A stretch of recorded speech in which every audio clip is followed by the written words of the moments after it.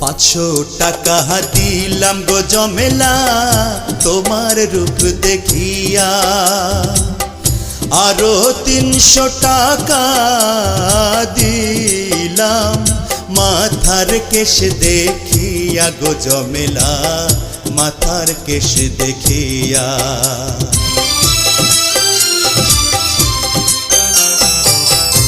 এমনি কইরা বইলেন না গো আমি লাজে মরি, টাকা করি চলে যাবে রইবে আপনার স্মৃতি গো সাহেব, রইবে আপনার স্মৃতি।